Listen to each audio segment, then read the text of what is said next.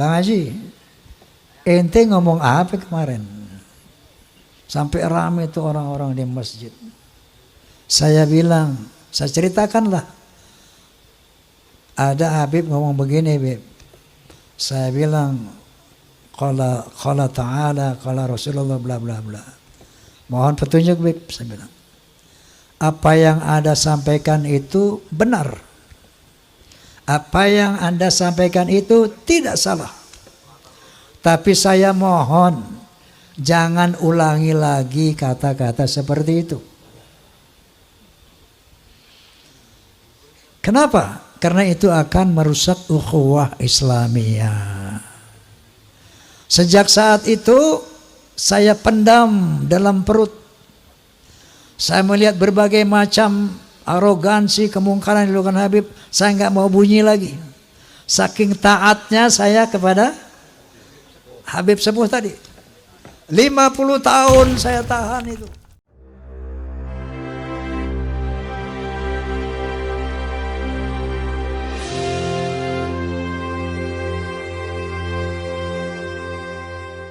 Hadirin, baik saya ingin cerita saja.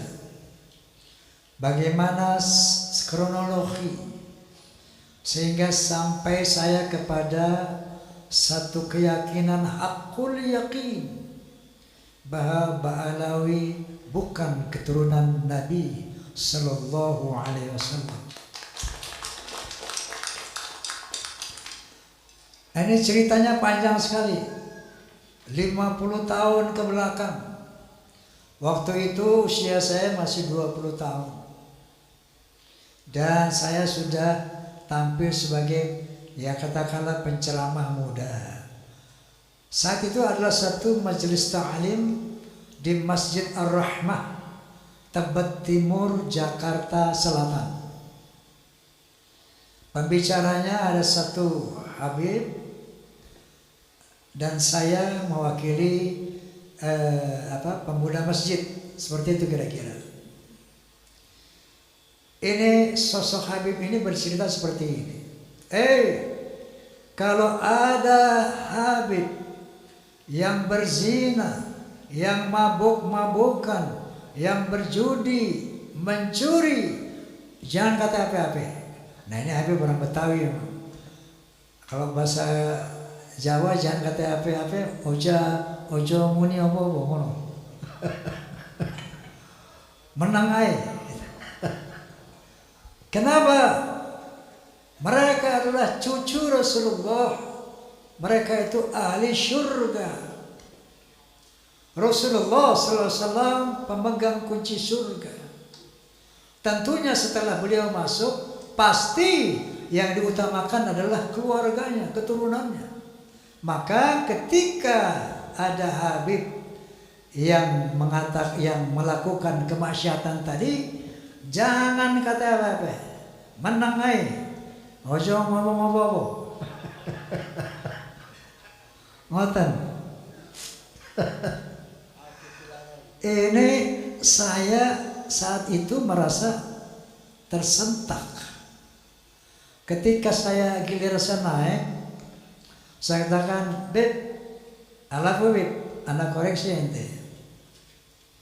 Itu antum bilang tadi bahwa keturunan Nabi pasti masuk surga walaupun maksiat seperti apapun.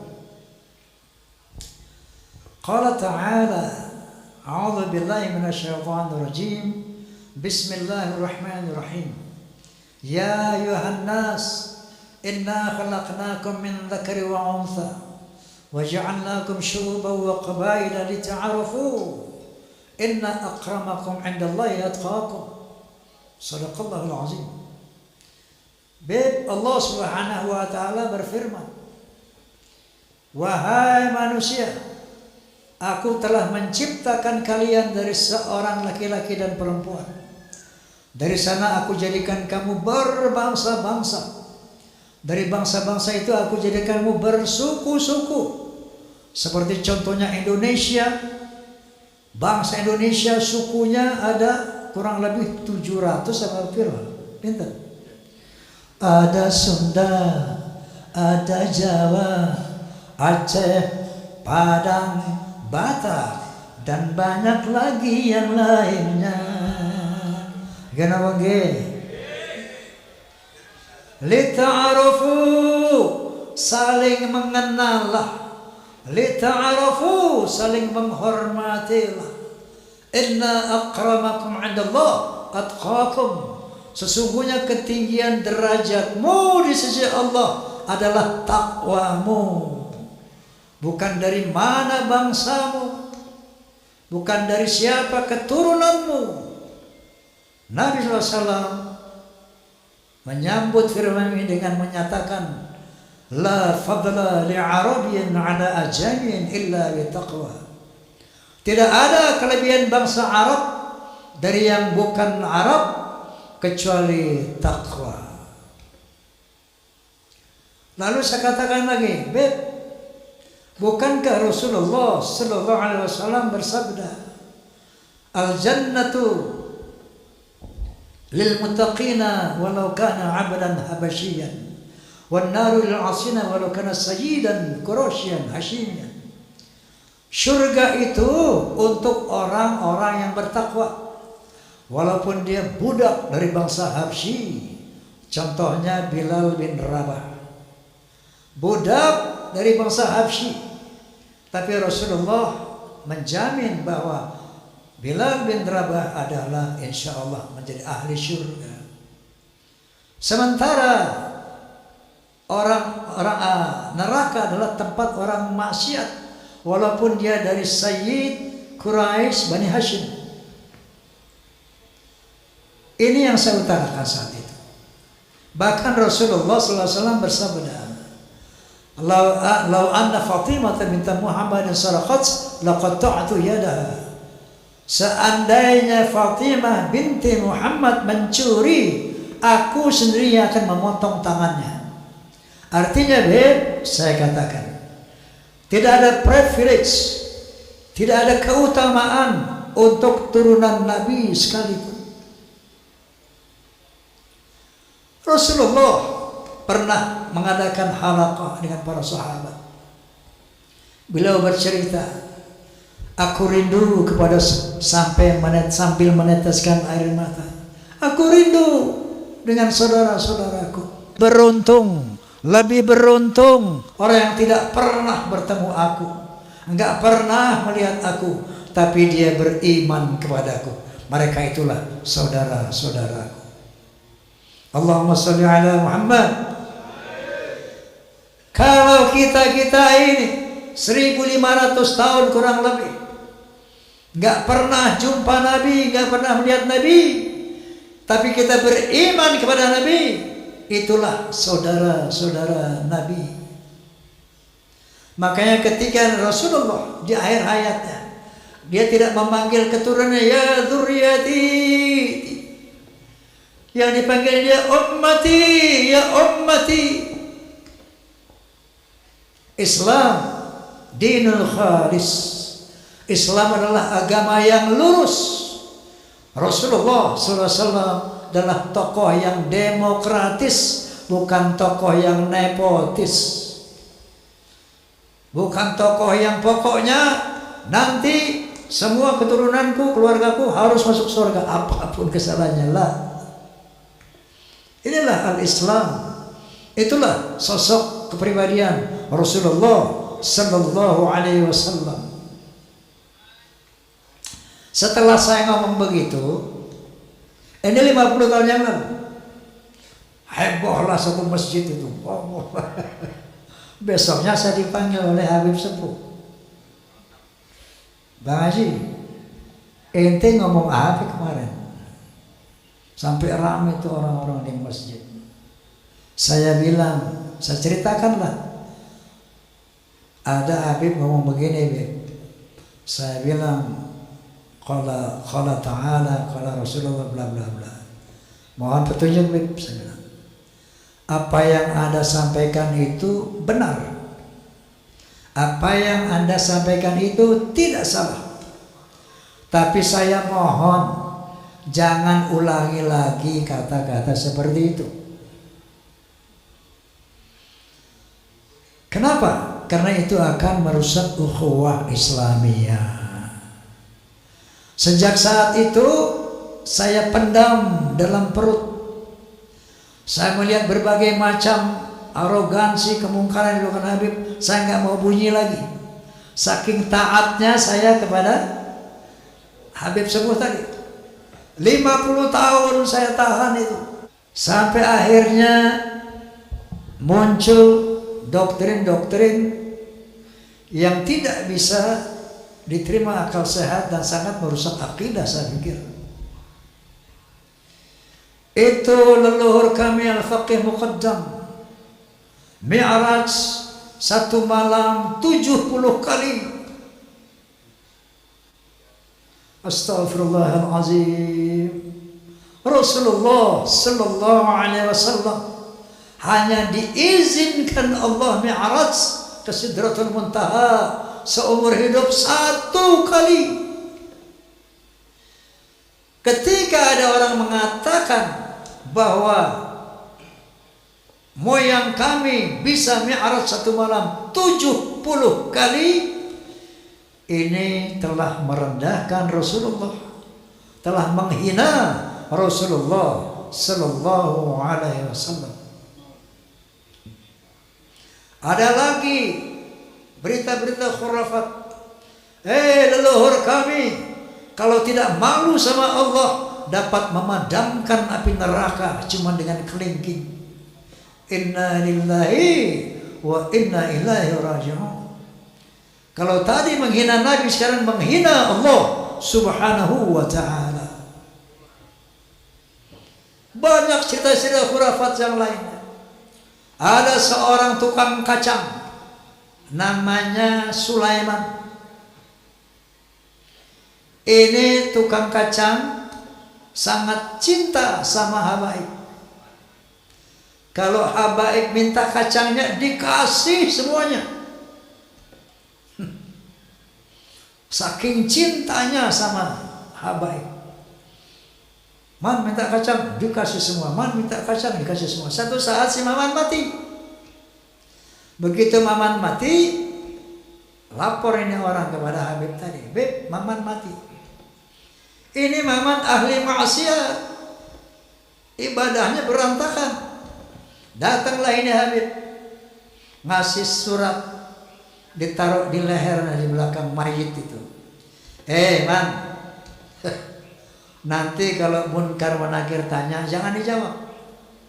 Kasih aja ini surat, ente masuk surga tanpa hisab.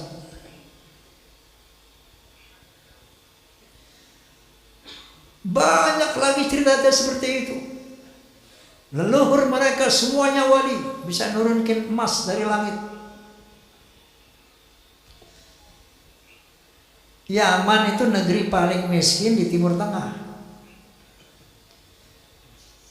Bagaimana kita percaya dia bisa turun emas dari langit? Masya Allah, ini goyang apa?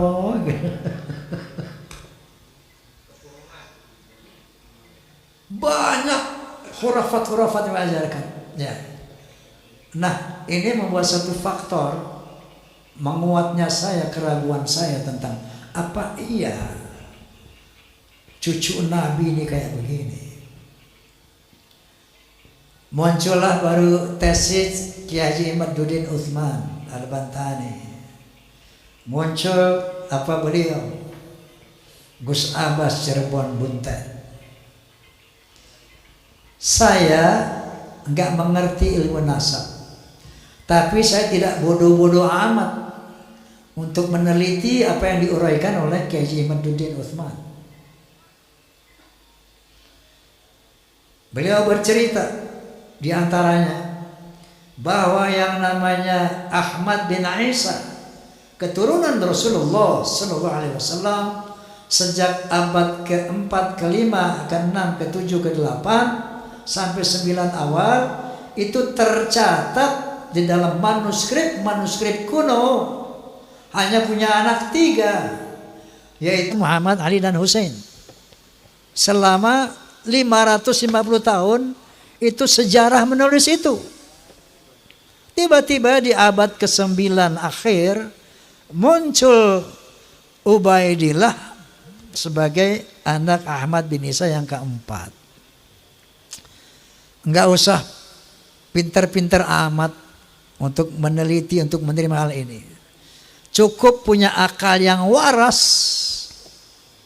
cukup punya akal yang sehat, kita bisa melihat, oh kalau begitu Ubaidillah ini cantol, cangkokan.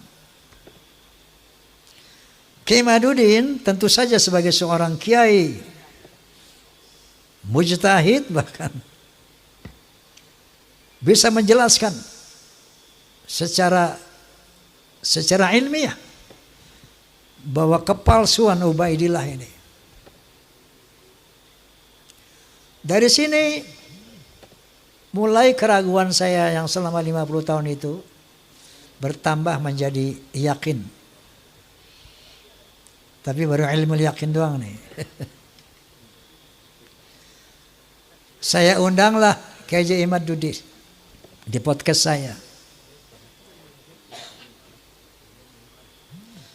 Kemudian dalam rangka, karena saya saat itu sebagai penengah ingin mencari siapa sih yang benar ini. Apakah Ba'alawi, apakah Kiai Imad. Maka saya undanglah dari Rabithah Alawiyah sebagai penyeimbang. Saya undang Ustaz Taufik Segaf, tidak hadir. Bahkan saya undang juga Rizik Syihab, tidak hadir. Saya undang juga dari Pekalongan Bapak Lutfi bin Yahya, tidak hadir. Sementara melalui media sosial itu semakin gencar, orang mengkritisi ulama-ulama semakin banyak, semakin bermunculan. Lalu saya undang Profesor Menahem Ali, seorang ahli filologi, ahli sejarah peradaban manusia. Dalam podcast saya beliau menjelaskan bahwa yang namanya Hadramaut, kota Hadramaut itu asalnya dari nama orang yang bernama Hazarmavet. Dia orang dari Kaukasus yang kemudian menjadi Hadramaut. Jadi menurut penelitian secara filologi, orang Yaman ini bukan orang Arab, tapi orang Kaukasus. Berarti mustahil sebagai keturunan Nabi Sallallahu Alaihi Wasallam menurut Profesor Menahem Ali. Kemudian saya undang lagi Dr. Sugeng Sugiharto dari BRIN. Beliau ahli ahli DNA itu, ahli genetika. Bercerita panjang lebar secara ilmiah, maka bertemulah istilah haplogrup J1 dan haplogrup G. Mereka menjelaskan, beliau menjelaskan panjang lebar bla bla bla bla bla, bahwa subhanallah, subhanallah, subhanallah, ternyata Allah telah mempersiapkan segala sesuatunya, termasuk menjaga kesucian keturunan para nabi. Ternyata DNA-nya itu sudah ditanamkan di dalam setiap manusia. Secara ilmu genetika, haplogrup Nabi SAW adalah J1. Haplogrupnya Ba'alawi,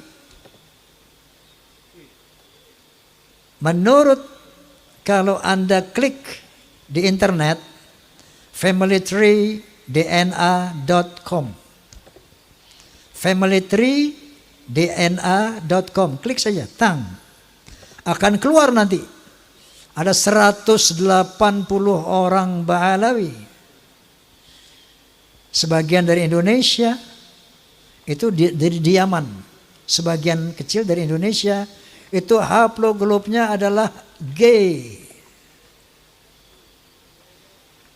Yahudi Askenazi.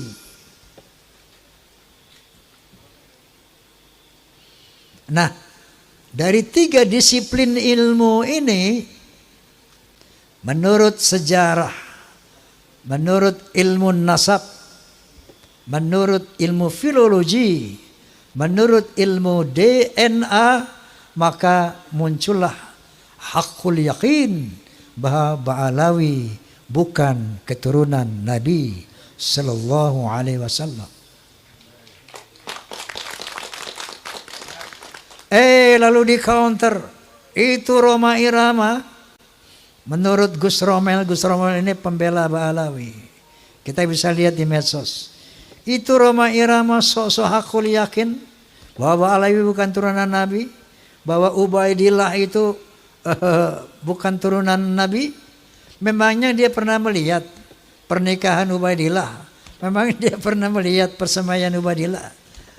Mel, saya bilang. Ente percaya enggak Muhammad bin Abdullah adalah Rasulullah?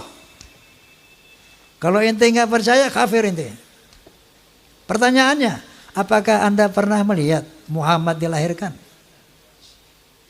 Apakah Anda pernah melihat Muhammad menerima wahyu dari Jibril alaihissalam? Iqra bismi rabbikal ladzi khalaq, khalaqal insana min 'alaq wa rabbul akramun alladzi 'allama bil qalam 'allama al-insana ma lam ya'lam. Apakah Anda menyaksikan itu? Untuk meyakini Rasulullah, untuk meyakini Muhammad sebagai Rasulullah, itu enggak perlu kita melihat beliau menerima wahyu. Cukup dengan statement keterangan dari Allah Subhanahu wa taala, yaitu Al-Qur'anul Karim. Cukup dari hadis-hadis Rasulullah yang disampaikan oleh para muhaddits. Begitu juga keyakinan kita bahwa Ba'alawi bukan keturunan Nabi, Ubaidillah bukan keturunan Nabi, cukup dengan ilmu-ilmu 3 ilmu tadi. Nah, dia tanya, bagaimana Roma Irama yakin? Saya katakan satu contoh.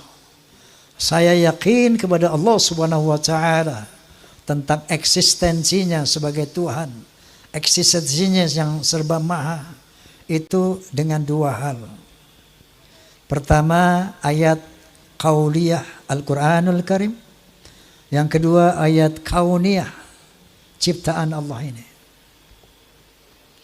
Ayat qauliyahnya diantaranya firman Allah Subhanahu wa taala, innani anallah la ilaha illa ana fa'budni wa aqimis salata li dzikri.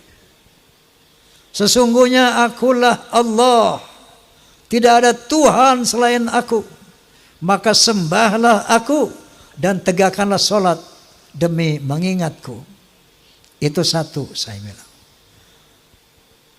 Banyak lagi, surat Ayatul Kursi banyak lagi. Sebagai ayat-ayat qauliyah, firman Allah SWT. Yang kedua, ayat kauniyah, alam semesta ini. Qala ta'ala, inna fi khalqis samawati wal ard wa ikhtilafil laili wan nahar wal fulki allati tajri fil bahri bima yanfa'un nas wa ma anzalallahu minas sama'i min ma'in fahaya bihil arda ba'da mautiha wa batha fiha min kulli dabbah wa tasrifir riyahi wa sahabil musakhkhari baina samawati wal ard la ayatin liqaumin yaqilun. Shadaqallahul azim. Sesungguhnya pada penciptaan langit dan bumi, pada pergantian siang dan malam yang begitu teratur, bisanya kapal-kapal berlayar di lautan dengan membawa hal-hal yang bermanfaat buat manusia. Turunnya air dari langit, air hujan. Dengan air itu dihidupkan bumi yang mati. Ditebarkannya berbagai macam binatang melata di muka bumi. Terjadinya pergeseran awan dan angin di antara langit dan bumi. Itu bukti tentang keberadaan Allah bagi orang-orang yang berakal. Jadi dari ayat qauliyah dan ayat kauniyah ini muncullah haqqul yakin, la ilaha illallah. Tidak ada Tuhan illallah kecuali Allah.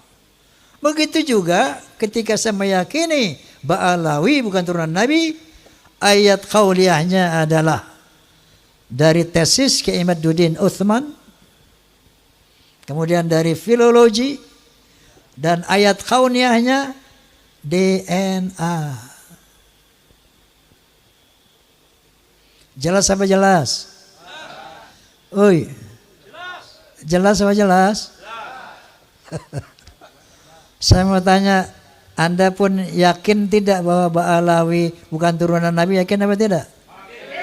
Alhamdulillah. Allahu Akbar. Allahumma salli ala Muhammad. Masya Allah, Masya Allah. Biqawmi yaqilun. Kalau makanya Allah SWT mengatakan gunakan akal, gunakan akal. Afala tatafakkarun, gunakan fikiran. Nah jadi tambahan lagi keyakinan saya itu dengan berbagai macam arogansi dan khurafat-khurafat yang tadi saya utarakan. Lengkap sudah hakul yakin saya. Nah, kemudian saya ingin berbagi pengalaman. Tempoh hari saya dakwah di daerah Jambi, Sumatera Selatan. Tablighul Akbar. Itu kiai-kiai banyak mengatakan, Bang Haji, kami di belakang Bang Haji. Saya pengen sih dia di depan saya, bukan di belakang ya.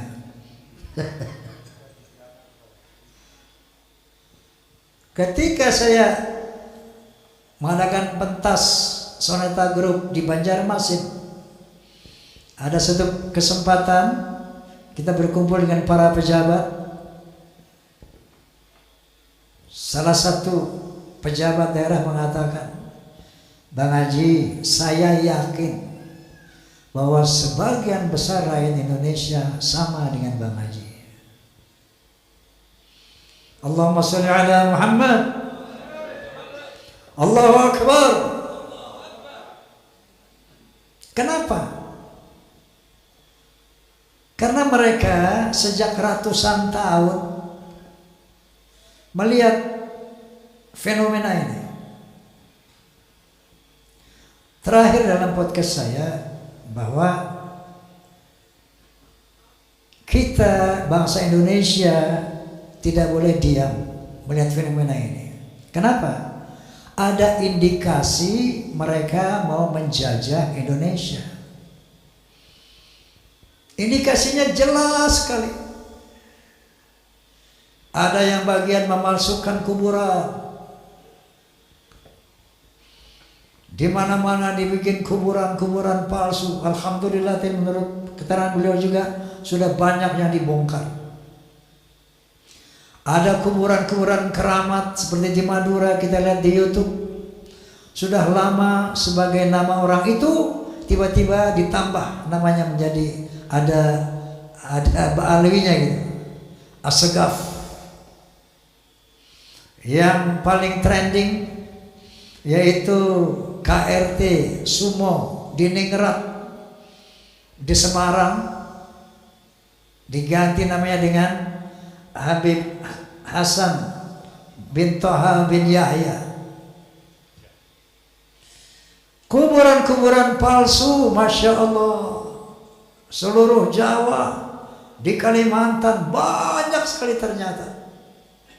Ini ternyata strategi pertama untuk memberikan kesan kepada bangsa Indonesia bahwa itu lihat para habaib lah yang datang ke sini dan menjadikan orang-orang Islam ini, menjadikan orang ini menjadi Islam. Oleh karena itu Wali Songo pun diklaim sebagai Ba'alawi. Strategi pertama. Yang kedua, berita-berita khurafat, dongeng-dongeng khurafat. Untuk apa? Untuk menaklukkan hati umat Islam yang tidak berpikir. Ini yang namanya Ba'alawi, leluhurnya luar biasa, bisa Mi'raj 70 kali, bisa memadamkan api neraka yang nggak pakai akal. Itu sesuatu yang luar biasa dan dahsyat. Mereka pun menjadi takluk, tunduk, siap diperintah apapun. Tujuannya itu. Dan yang lainnya ada yang membuat provokasi-provokasi. Saya bersama rakyat, kita dengan rakyat. Jangan coba-coba ganggu rakyat, seakan-akan berpihak kepada rakyat. Ada lagi provokator. Asah golokmu, asah pedangmu, asah celuritmu. Dia mengadu domba kita pribumi, sementara mereka akan memetik hasilnya. Faham apa tidak ini? Halo? Faham? Sehingga akhirnya mereka bisa bilang Jawa adalah pintu tarim, Indonesia milik Aulia Tarim. Inna lillahi wa inna ilaihi raji'un. Saya sebagai putra Indonesia was-was, ngeri dan waspada. Ini ternyata doktrin-doktrin ini tidak sembarangan. Klaim-klaim mereka sebagai keturunan Nabi ternyata ada tujuan-tujuan untuk menguasai Indonesia. Ibu Pertiwi menangis ratusan tahun karena dijajah oleh Belanda, dijajah oleh Jepang. Baru beberapa puluh tahun merdeka, tiba-tiba ada gejala lagi, kita mau dijajah oleh penjajah berjubah. Na'udzubillah min. Itu yang saya lihat, itu yang saya rasakan, itu yang saya perhatikan. Masya Allah.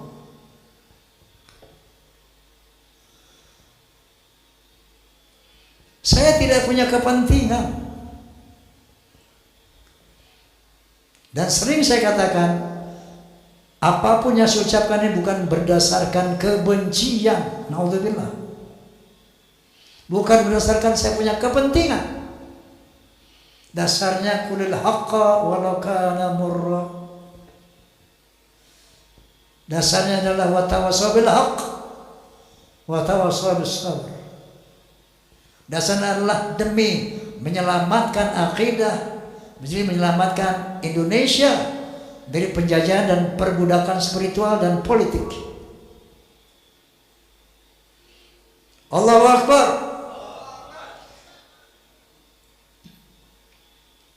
Nah jadi padahal yang namanya Ustadz Rizik Syihab, Ustadz Masya Allah, itu mereka semua sahabat-sahabat saya sejak muda itu. Sampai saya di podcast sama beliau sama menangis. Ya Allah, saya sedih banget ini. Saya harus mengatakan yang hak sementara mereka adalah sahabat-sahabat saya.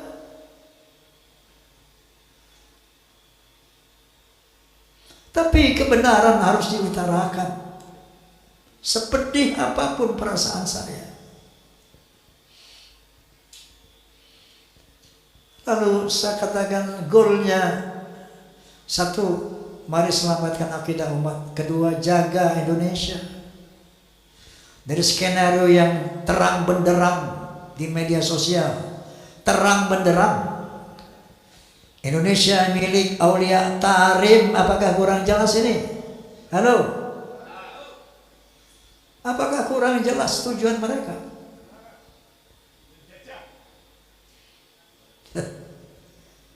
Jadi ini dari dasar hati yang tulus sebagai umat Muhammad SAW dan sebagai anak bangsa Indonesia. Nah itu dengar ya kamu tuh, penjajahan perbudakan spiritual, ngono loh. Tetapi karena kita sama-sama umat Islam, ini memang harus kita selesaikan. Ya. Namun goalnya nanti Pertama tentu selamatkan Indonesia dari penjajahan mereka. Makanya saya sependapat dengan Gus Abbas, pemerintah harus turun tangan ini. Ini masalah bangsa, masalah NKRI. Harus turun tangan. Kalau enggak, saya khawatir ini bisa perang saudara. Bukan antara Ba'alawi dan umat, bukan. Antara kita sama kita. Ba'alawi nonton. Betul nggak? Oleh karena itu, goalsnya nanti, ketika mereka dinyatakan bukan karena Nabi, tetap jaga ukhuwah Islamiyah. Wa'tasimu bihablillahi jami'an wa la tafarruqu. Tapi dalam kesetaraan. Bukan dia sebagai tuan, kita sebagai budak. No. Rakat ukhuwah Islamiyah dalam kesetaraan. Kita muliakan siapa yang berilmu. Yarfa'illahu alladhina amanu minkum walladhina utul ilma darajat. Kita muliakan siapapun yang berilmu. Tadi golongan mereka dari manapun. Dan kita muliakan orang-orang yang bertakwa. Tidak ada kemuliaan atas nasab, sebagaimana firman Allah Subhanahu wa taala, sebagaimana dinyatakan oleh Rasulullah sallallahu alaihi wasallam. Ini harus kita perbaiki sistem sosial antara Ba'alawi dan pribumi. Kalau mau sama-sama merekat ukhuwah Islamiyah dalam kesetaraan. Jangan kami putra bangsa menjadi budak-budak kalian, secara spiritual ataupun secara politik. Last but not least, Rasulullah SAW punya spesifikasi dari dibandingkan dari 124.000 nabi yang diturunkan Allah. Ada 313 rasul. Semuanya misinya sama, untuk menyampaikan la ilaha illallah. Tapi ada spesifikasi Rasulullah. Di samping itu, beliau ditugaskan untuk membangun akhlak. Sebagaimana Nabi sallallahu alaihi wasallam bersabda, "Innama bu'itsu liutammima makarimal akhlaq." Sesungguhnya aku dibangkitkan untuk memperbaiki akhlak yang mulia.